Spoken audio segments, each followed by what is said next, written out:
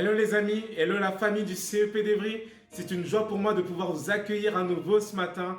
J'aimerais vous encourager avec un passage qui se trouve dans les psaumes au chapitre 118 au verset 24.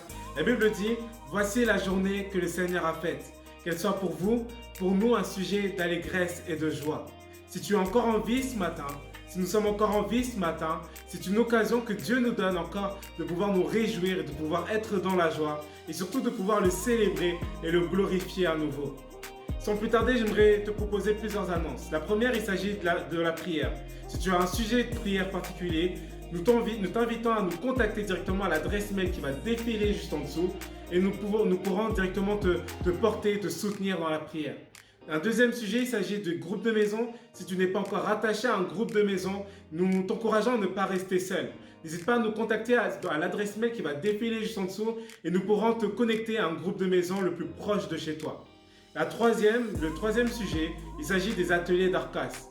Brigitte et Michel nous donnent la possibilité de pouvoir développer de nouveaux dons, de nouveaux talents et de confectionner des masques de protection afin de pouvoir vous protéger en famille et pourquoi pas de donner également à vos voisins de pouvoir également être protégés.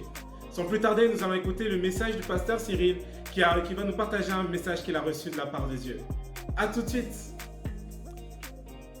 Bonjour les amis, c'est une joie pour moi de vous retrouver aujourd'hui dans un décor un peu plus différent que les précédentes fois, mais un décor que vous connaissez très bien depuis notre église. On a décidé de pouvoir faire un enregistrement depuis l'église aujourd'hui. Vous savez, le gouvernement nous autorise néanmoins à filmer depuis l'église pour pouvoir partager et vivre ces moments-là. Donc je peux vous dire que l'église va bien, les locaux sont en bon état plutôt. Et on se réjouit du moment où on pourra de nouveau se retrouver et passer un moment de qualité tous ensemble.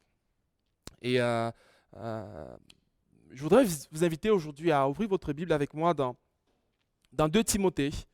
2 Timothée chapitre 3. On va lire du verset 10 au verset 17. 2 Timothée chapitre 3, du verset 10 au verset 17. C'est Paul qui est en train de s'adresser à Timothée. Il parle à son fils spirituel, à ce pasteur-là, mais bien plus, il parle aux chrétiens. Et je pense qu'il nous parle encore aujourd'hui à chacun d'entre nous dans cette saison particulière que nous vivons et que nous traversons. Il est dit dans 2 Timothée au chapitre 3, à partir du verset 10, Paul dit à Timothée: de ton côté, tu as suivi de près mon enseignement, ma conduite, mes projets, ma foi, ma patience, mon amour, ma persévérance, ainsi que les persécutions et les souffrances que j'ai connues à Antioche, à Iconium, à Lystre. Quelle persécution n'ai-je pas supportée? Et le Seigneur m'a délivré de toutes. Du reste, tous ceux qui veulent vivre avec piété en Jésus-Christ seront persécutés. Tandis que les hommes méchants et imposteurs avanceront toujours plus dans le mal en égarant les autres et en s'égarant eux-mêmes. Quant à toi, verset 14, tiens ferme dans ce que tu as appris et reconnu comme certain, sachant de qui tu les as appris.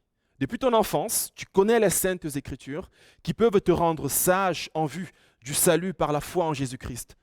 Toute l'Écriture est inspirée de Dieu et utile pour enseigner, pour convaincre, pour corriger, pour instruire dans la justice, afin que l'homme de Dieu soit formé et équipé pour toute bonne œuvre. Amen. Je vais prier avec vous. Seigneur Jésus, je te rends grâce pour ces instants, pour ta parole. Je te rends grâce pour chacun d'entre nous encore qui traversons cette saison particulière. Certains ont perdu un être cher. Je pense à notre sœur qui a perdu son père. Seigneur, nous voulons prier pour que tu puisses la consoler, la fortifier. Nous pensons à ceux peut-être qui sont malades maintenant, que tu puisses prendre soin d'eux. Nous pensons aussi à tous ceux qui sont dans les lits d'hôpitaux, Seigneur Jésus. Tous ceux qui travaillent pour la santé ou de quelque manière que ce soit. Nous voulons tous te les remettre entre tes mains et réclamer ta grâce, Seigneur. Tu es le bon berger et tu es celui qui dirige chacune de nos vies. Amen. Le thème du message que je voudrais partager avec vous ce matin, c'est « Tiens ferme dans ce que tu as appris ». C'est une expression qu'on voit dans ce texte qu'on a lu ensemble au verset 4, quand Paul dira à Timothée « Quant à toi, tiens ferme dans ce que tu as appris et reconnu comme certain. Le début du chapitre 3 commence avec une phrase tout à fait particulière. Et Paul dit, sachant que dans les derniers jours, il y aura des temps difficiles. Cette première phrase met le contexte dans lequel Paul est en train d'écrire cette lettre. Il est en train de dire à Timothée qui l'écoute, dans les derniers temps, il y aura des situations difficiles, compliquées, et il va lister un certain nombre de faits qui caractérisent ceux qui se comporteront de cette manière-là durant les derniers temps. Mais ensuite, Paul va revenir à dire, Timothée, quant à toi, tu dois agir de telle manière. Et c'est dans ce contexte-là que Paul est en train d'écrire cette lettre à Timothée, et je pense qu'il nous parle encore aujourd'hui. Paul dira à Timothée, quant à toi, tiens ferme dans ce que tu as reçu. Mais avant de dire tiens ferme à ce que tu as reçu, il dira, dans les derniers temps, les gens seront égoïstes, amis de l'argent, orgueilleux, blasphémateurs, rebelles à leurs parents, ingrats, impies. Et la liste est très nombreuse. Et Paul est en train de dire que dans les derniers temps, dans les moments que nous vivons, dans les saisons que nous traversons en ce moment, certains seront amoureux de l'argent, certains seront dirigés par la peur, par la crainte. D'autres penseront certainement à leur situation financière.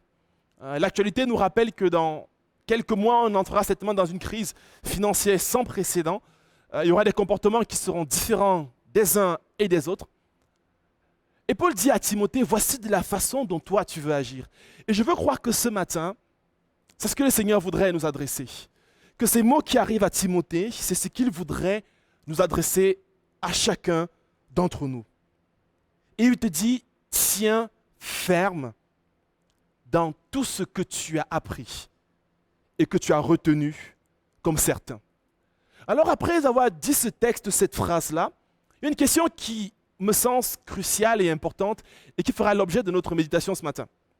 Dans quoi Paul demande-t-il à Timothée de tenir ferme? Qu'a-t-il reconnu de certain et de concret et d'important et de capital pour sa vie? Timothée va vivre une relation particulière avec l'apôtre Paul. Il l'aura accompagné dans bien de voyages, il aura obéi, il aura reçu de l'enseignement, de l'instruction de lui. Et Paul va commencer à lister un certain nombre d'éléments dans lesquels Timothée doit faire attention. Il lui dira, tu as suivi de près mon enseignement, ma conduite, mes projets, ma foi, ma patience, mon amour, ma persévérance, mes persécutions, mes souffrances, mes délivrances. Paul va lister près de 10 éléments importants de sa propre vie que Timothée aura suivi de près, qu'il aura observé avec rigueur, avec discipline, mais surtout avec persévérance. Ce matin, on n'abordera pas tous les 10 domaines parce qu'il faudrait du temps pour tous les aborder, mais je voudrais qu'on prenne le temps de réfléchir ensemble sur ces aspects que Paul demande à Timothée de prêter attention d'une manière particulière, mais surtout de tenir ferme. Avant d'aller plus loin, je voudrais vous inviter à réfléchir tout au long de ce message à 2 aspects qui est important de noter. Premièrement, réaliser les domaines dans lesquels Paul voudrait que nous, aujourd'hui chrétiens, nous tenions ferme. Il y a des aspects particuliers dans lesquels Paul voudrait que toi, mon ami, mon frère et ma sœur, tu puisses te focaliser, tu puisses être concentré et que tu puisses tenir ferme. Mais également, je voudrais qu'on se mette aussi à la place de Paul et de se rendre compte qu'autour de nous, il y a des hommes et des femmes dans lesquels Dieu voudrait qu'on investisse, dans lesquels il voudrait qu'on laisse une empreinte, un héritage. Et dans cet aspect-ci, Paul nous instruit au travers de ce message, je crois, 2 aspects. Premièrement, ce à quoi on doit s'atteler pour tenir ferme, mais également, où est-ce qu'on doit investir dans la vie de plusieurs afin que leur vie soit transformée. C'est donc un message qui vous donne des clés, je pense, personnelles, mais aussi ce que le Seigneur voudrait voir apparaître dans notre vie. Alors Paul dira à Timothée, premièrement, tu as suivi de près mes enseignements. Il dit, attache-toi à ces enseignements. Timothée était certainement la personne qui a qui a observé Paul de près sur une longue durée, qui a hérité de Paul de ses enseignements, qui était dans son intimité, qui a reçu le maximum d'enseignements de l'apôtre Paul. Et il a certainement suivi tous les différents enseignements de Paul. Il a certainement reçu l'enseignement de Paul sur le salut qui se reçoit par la grâce, par la foi et non pas uniquement par les œuvres. Il a reçu l'enseignement de Paul sur la puissance de la croix, sur la mission, sur l'organisation de l'Église, sur les dons et les offrandes, sur les temps de la fin, sur le mariage, sur la sexualité.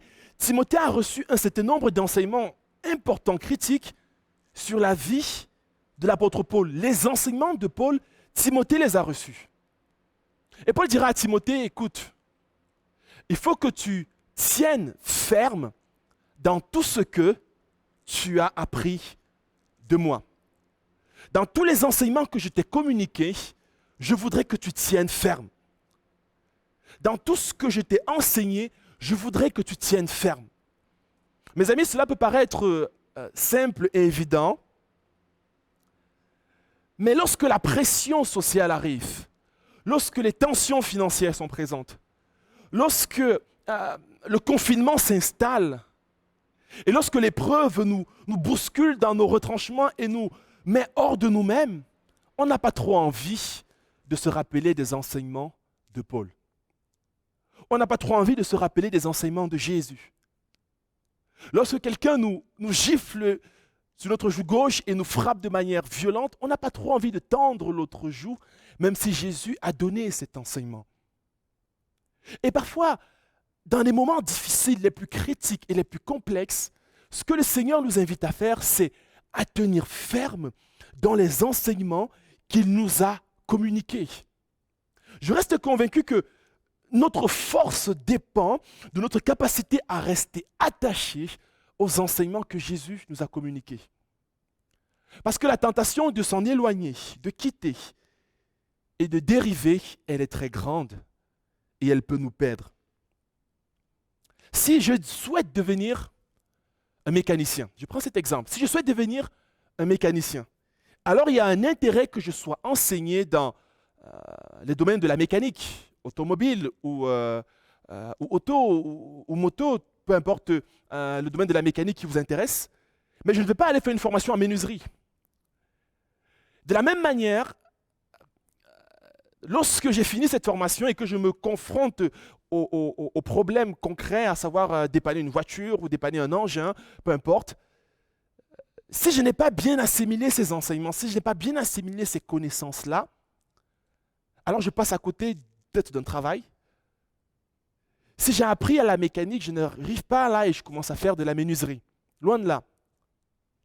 Et c'est de la même façon que le Seigneur nous dit que face aux différentes échéances de notre vie, face aux différents carrefours de notre destinée, il y a des enseignements qu'il nous a communiqués, qu'il nous a donnés et qu'il est important et capital de tenir ferme, surtout lorsqu'on a envie de se corrompre.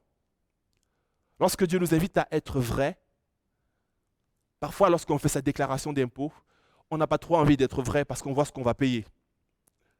Lorsque Dieu nous demande d'être fidèle, alors parfois c'est plus facile d'être infidèle que d'être fidèle. Mais ce dont on a besoin, mes amis, parfois ce n'est pas toujours d'un nouvel enseignement, d'une nouvelle révélation, d'une nouvelle idée, mais simplement de tenir ferme dans ce que Dieu nous a déjà communiqué, dans ce que le Seigneur nous a déjà transmis. Vous savez que j'ai un attachement particulier sur l'importance de l'enseignement qu'on reçoit au sein d'une église locale. Je reste convaincu qu'à chaque église, Dieu donne une vision, une mission. Et à chaque individu, Dieu donne un enseignement aligné avec les projets qu'il a pour chacun.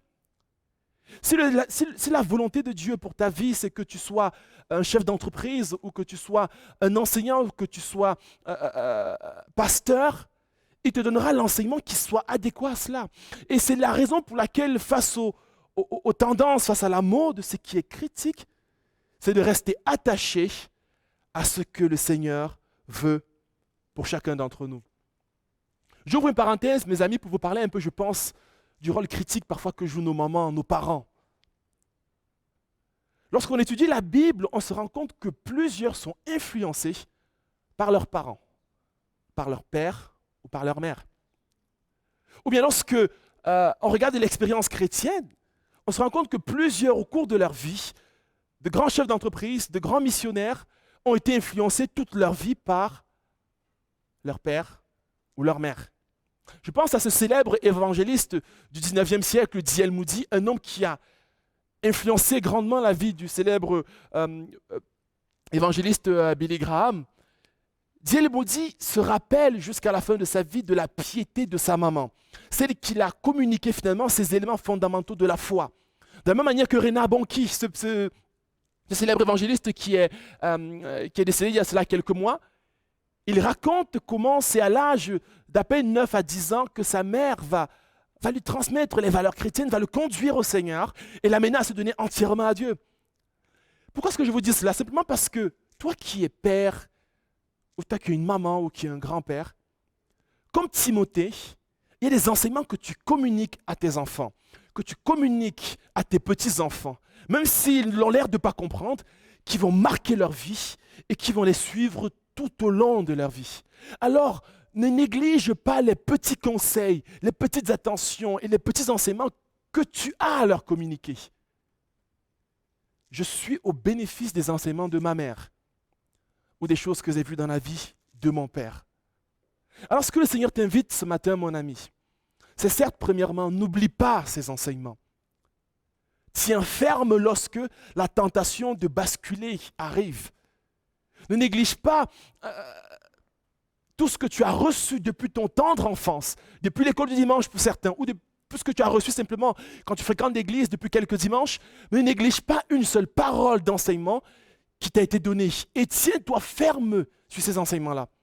Ne laisse pas ta vie être conduite par les peurs et les craintes, mais par l'enseignement que Dieu te communique. Et aussi, n'oublie pas que Dieu a permis que tu puisses investir dans la vie des autres. Peut-être ton enfant aujourd'hui il a 2 ans, 3 ans. Peut-être aujourd'hui il a l'air de rien comprendre à ce que tu dis. Ou est-ce qu'il est adolescent, il est sur le plan de sa vie de manière totalement différente que ce que tu aurais voulu. Néanmoins, ne néglige pas de continuer de semer. Parce que l'enseignement que tu communiques est une semence qui grandira et portera du fruit durant la bonne saison. Paul dira, certes, tu as suivi de près à Timothée mon enseignement. Mais il ne va pas s'arrêter là. Il dira ensuite, tu as suivi mes enseignements, mais tu as également suivi ma conduite. Vous savez, il y a les enseignements de quelqu'un, ceux de Paul, ceux de Jésus, inspirés de notre Père, mais également la conduite de la personne. Ce qu'on reçoit de quelqu'un par son enseignement est toujours différent de ce qu'on reçoit par sa conduite. Il y a des personnes qui ont des enseignements qui sont riches, ils ont des livres qui sont impressionnants et qui ont des millions de copies qui sont vendues, ou bien qui ont un nombre incalculable de vues aujourd'hui sur YouTube, ou sur Instagram, ou sur Facebook.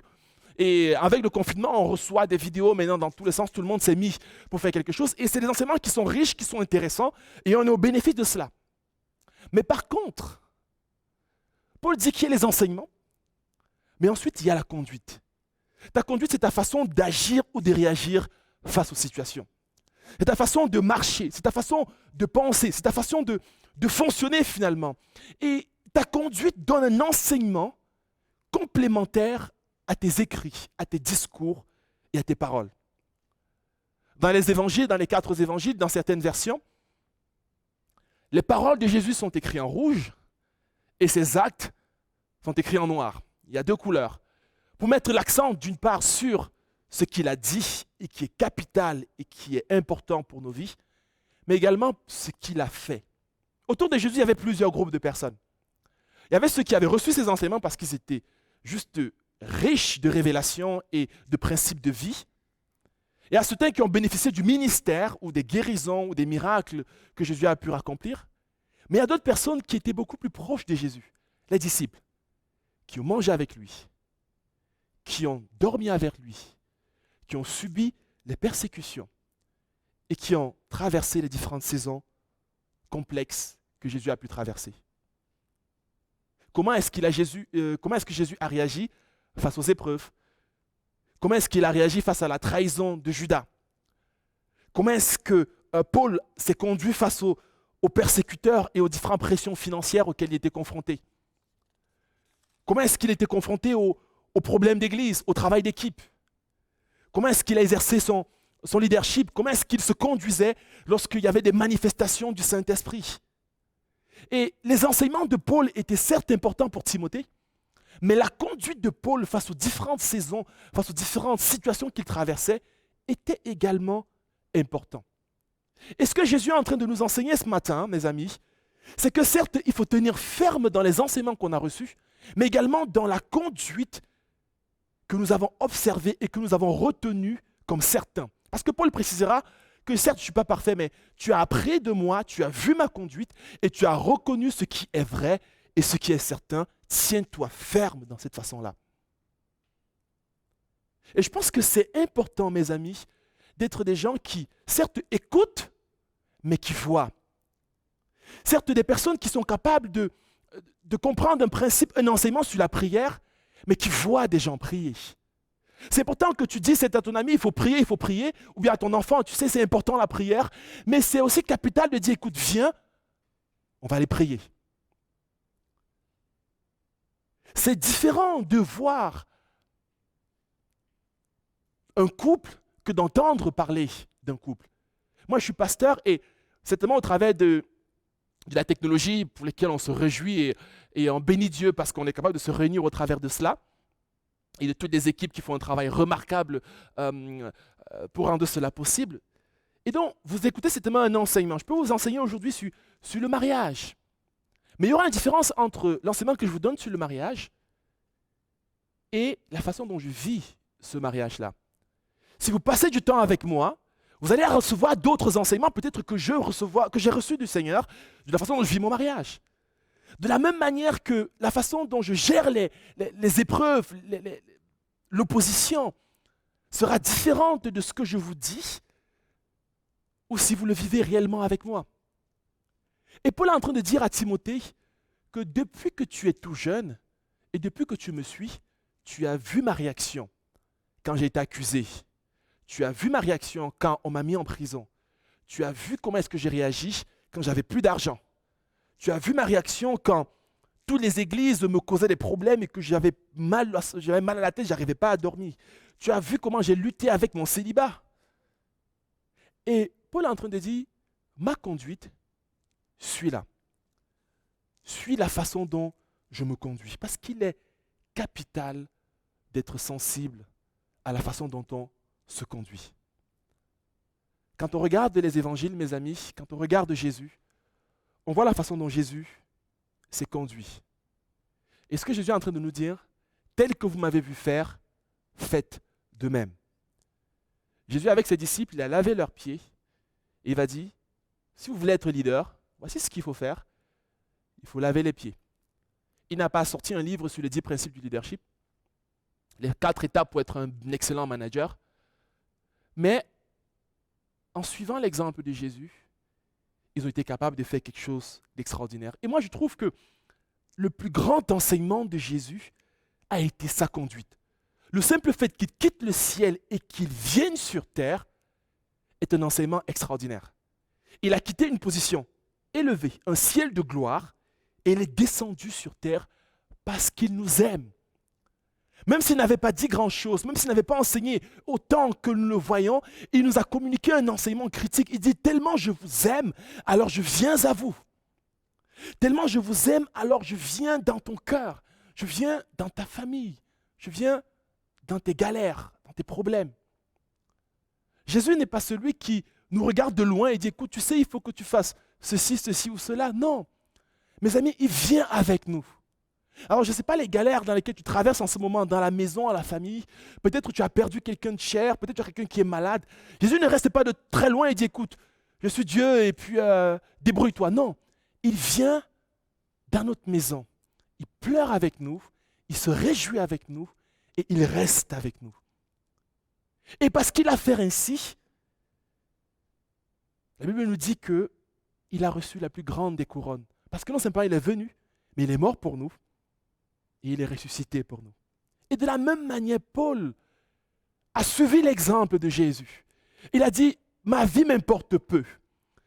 Tout ce que je considère comme un acquis, comme une connaissance, comme un statut social, maintenant je les considère comme une perte. Parce que je veux gagner Christ. Et Paul va dire, même aux Juifs, il dit, j'aurais voulu être écarté si vous pouviez être sauvés. Et Paul va suivre cette attitude de Jésus, cette conduite de Jésus. Il dit, finalement, Jésus, je veux faire comme lui. Et aujourd'hui, parfois, malheureusement, on veut être plus intelligent que Dieu, mes amis. On veut agir plus que ce qu'il a fait. On va dire, Seigneur, tu n'as pas vraiment compris à la vie, mais c'est comme ça qu'il faut agir. Non, mes amis, soyons des imitateurs de Christ en toutes circonstances. Soyons toujours remplis d'amour lorsqu'on nous critique. Soyons toujours remplis de persévérance malgré l'épreuve et malgré l'envie d'abandonner. Soyons des imitateurs de Dieu. Et plusieurs sont capables de témoigner. Je suis sûr que si je vous interroge, vous serez capable de le dire, que ce qui va vous marquer le plus parfois chez certaines personnes, ce ne sont pas tant leurs discours, mais c'est ce qu'ils ont fait, ce sont leurs attitudes. Moi, je sais que ma mère m'a marqué par son sentiment profond de justice. Elle ne supporte pas l'injustice. Elle ne supporte pas le mensonge. Vaut mieux avoir tous les problèmes avec elle et dire la vérité que de se détourner et donner une apparence belle en disant du mensonge. Paul dit à Timothée, tu as suivi mon enseignement, mais tu as également suivi ma conduite. Demeure ferme dans ma façon de marcher. Suis mes traces, pratique le sacrifice, sois consacré, attache-toi à la sainte doctrine. Tu auras des rejets, tu auras des difficultés, ne porte pas de la rancœur dans ton cœur. Ne laisse pas les trahisons te perdre totalement. Au contraire, sois animé de l'amour. Et de la même manière que j'ai travaillé avec beaucoup de personnes autour de moi, c'est ce que Paul il dit, parce que lorsqu'on étudie la vie de Paul, on se rend compte que Paul a eu tellement de collaborateurs, tellement de compagnons. Il a ouvert son cœur. Il était si grand qu'il avait la place pour chacun. Et tellement il était grand qu'il a été blessé, il a été meurtri, il a subi toutes les trahisons qu'on pourrait imaginer, mais pour autant, il a continué de croire. Il a continué de faire de la place. Il a continué de se donner à Dieu. Mes amis, soyons des gens qui suivent, non pas seulement les enseignements, mais qui suivent également la conduite. Et ça, il faut être prêt. Les disciples étaient privilégiés parce qu'ils ont vu Jésus dans ses plus moindres détails de sa vie. Et si tu voudrais faire des disciples, si tu voudrais voir des gens autour de toi se développer, aussi bien que ce soit tes enfants ou tes employés, il faut qu'ils voient ta conduite. Il faut qu'elle soit exemplaire. La troisième chose que Paul va encourager Timothée à faire, il va dire à Timothée, Timothée, tu as suivi mes enseignements, c'est une bonne chose, c'est excellent. Tu as compris comment doit fonctionner l'Église, tu as compris que le salut est important, tu as compris la puissance de la croix, le mystère de la croix, tu as compris toutes ces choses-là, c'est très bien. Mais tu ne t'es pas arrêté à cette première étape. Tu as ensuite suivi de près ma conduite. Tu as appris de la façon dont je me comportais. Mais la troisième chose, il va dire, tu peux encore aller plus loin. As-tu suivi mes projets de près? La Bible dit que tu as suivi mes enseignements, ma conduite, et Paul dit, tu as suivi également de près mes projets. Là, on passe à un niveau supplémentaire. Les projets, ce sont les rêves que Dieu nous donne et qui sont en nous, peut-être qui ne sont pas encore réalisés. Les projets, ce sont les choses qui nous animent, qui nous donnent une motivation, qui nous boostent dans notre façon de vivre, qui nous amènent à vouloir aller plus loin et aller plus haut et aller plus fort encore pour Dieu. Les projets, c'est parfois comme nos carburants parce que Dieu nous a mis une vision, nous a mis quelque chose dans notre cœur et on aimerait tellement l'accomplir. Le projet de Paul, c'était de répandre l'évangile dans tout l'Empire romain, d'aller de lieu en lieu, d'implanter l'église. Il dit, je me fais tout à tous afin de sauver quelques-uns. Et Paul dit à Timothée, écoute Timothée, tu connais mes projets, tu connais ma vision, tu connais ce qui fait battre mon cœur, alors je t'en supplie, tiens ferme dans ces projets. lorsque tu auras envie d'abandonner, lorsque les épreuves viendront, lorsque le confinement s'installera, continue de garder mes projets. Lorsque le déconfinement arrivera et on se réjouit tous de cela, continue de garder mes projets. C'est facile à dire, mais le pratiquer et le faire est parfois différent. Mais Paul nous invite, mes amis, à réaliser les projets de Dieu. Jésus a un projet. Il a dit, allez de par le monde et proclamer l'évangile à toute la création. Son cœur bat pour des personnes qui ne le connaissent pas. Mais son cœur bat également pour toi. Il dit, je bâtirai mon église. Jésus a un projet qu'il est en train de faire en ce moment. Il est en train de bâtir son église. Et ça, c'est son projet. Et mes amis, je veux croire que Jésus nous invite encore ce matin à mettre nos projets de côté et à s'intéresser à ses projets à lui. Parce que ces projets sont juste extraordinaires. Et ces projets surtout vont nous conduire vers le véritable bonheur. Lorsqu'on voit dans les Écritures plusieurs différents projets qui apparaissent, Moïse avait un projet que Dieu a mis dans son cœur, conduit le peuple dans la terre promise. Il va rencontrer Josué qui va rester dans les projets de Moïse. Moi, pour avoir étudié longtemps le livre de Josué, je pourrais attribuer le succès de Josué à sa capacité à rester fidèle à ce qu'il avait reçu de Moïse, au projet que Dieu avait commencé à communiquer à Moïse. David avait un rêve extraordinaire, il voulait construire un temple pour Dieu. Mais ce n'est pas lui qui a construit ce temple. C'est Salomon, son fils, qui va le faire. Élie avait un rêve de prophète, et Élisée va reprendre le relais. Élisée aussi avait un rêve. Malheureusement, ça ne va pas se réaliser puisque Géasi va se perdre en cours de chemin. Jésus a un rêve, mes amis. Et parfois, le rêve que Dieu nous donne, ce ne sera pas à nous de l'accomplir. Peut-être ce sera à un Timothée, à un Josué, à un Élisée de le faire. Peut-être ce sera à notre fils, à notre fille, à notre mari, à notre épouse de l'accomplir. Mais il est important peut-être de le partager. Paul était un homme transparent. Il avait partagé son cœur, ses enseignements, sa conduite, mais également ses projets. Et je veux croire que Jésus a encore un projet dans son cœur. Et il dit, mais avec qui je vais partager ce beau projet? Avec qui est-ce que je vais partager ce rêve de voir telle ou telle autre personne transformée par l'amour du Père? Et je veux croire que Jésus a un rêve pour ta famille. Jésus a un rêve pour tes enfants, pour tes petits-enfants. Mais il faut que tu puisses saisir ce rêve et l'amener à la réalité. Il a un rêve pour ton mariage. Il a un rêve pour son Église. Et le suivre nous permet de continuer de vivre durant toutes les saisons de notre vie. Nous aurons des oppositions. Nous aurons des défis. Nous aurons des challenges. Nous aurons des dangers.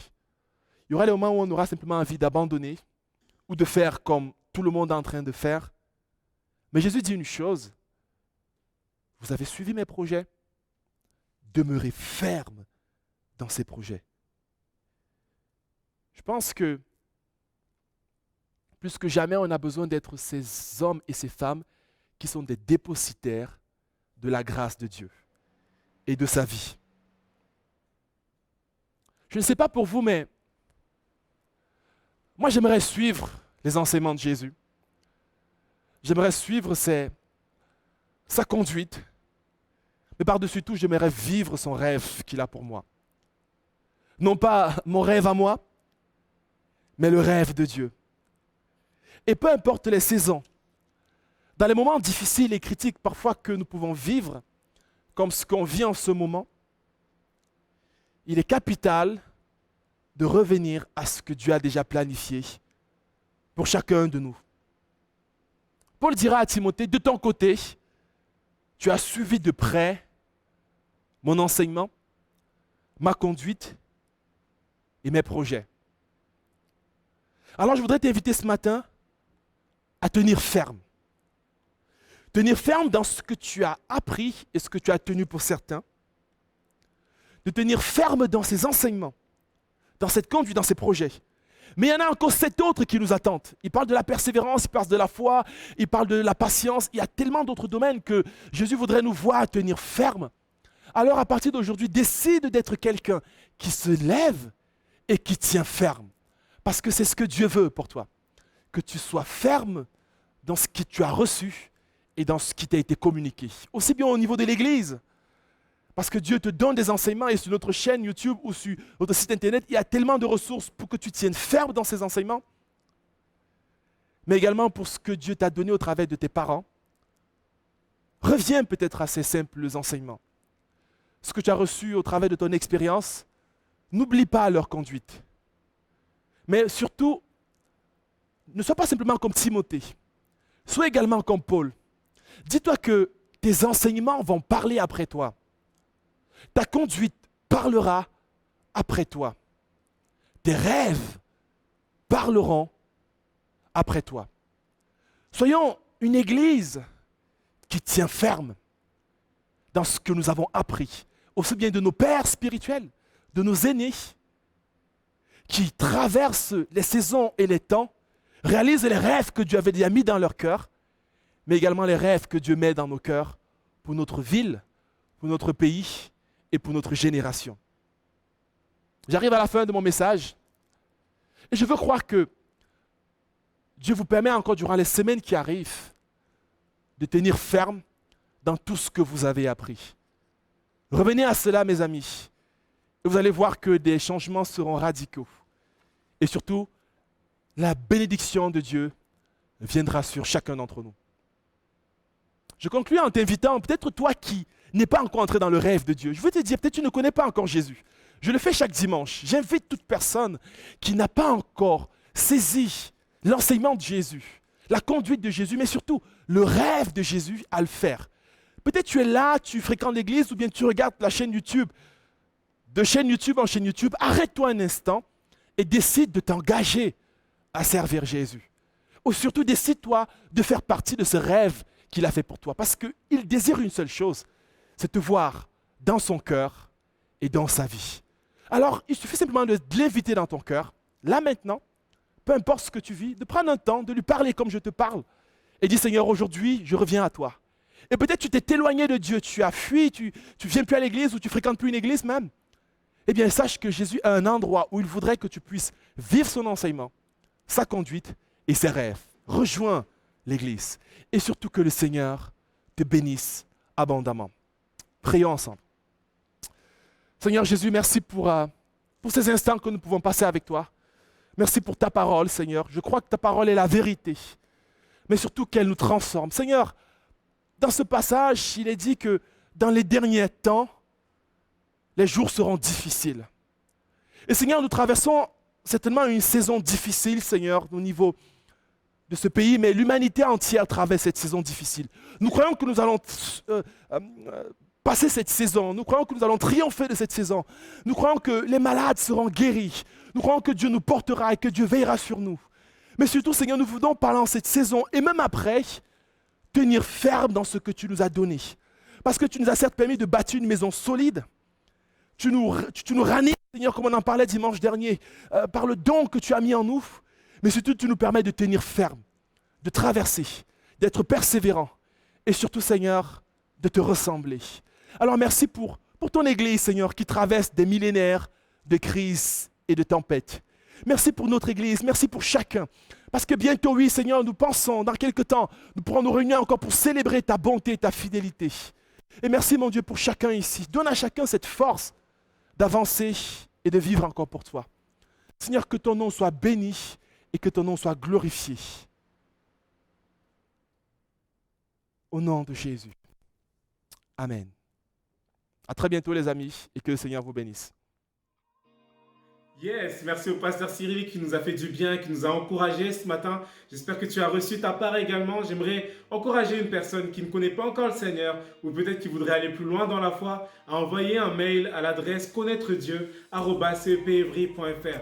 J'aimerais également vous encourager à continuer à soutenir l'Église par les dîmes et par les offrandes. N'hésitez pas à le faire directement sur le site web du CEP d'Evry ou alors envoyer vos chèques par voie postale à l'adresse du CEP d'Evry. Sans plus tarder, je vous souhaite à tous une très bonne semaine et on se retrouve dimanche prochain avec un message. Soyez bénis, ciao!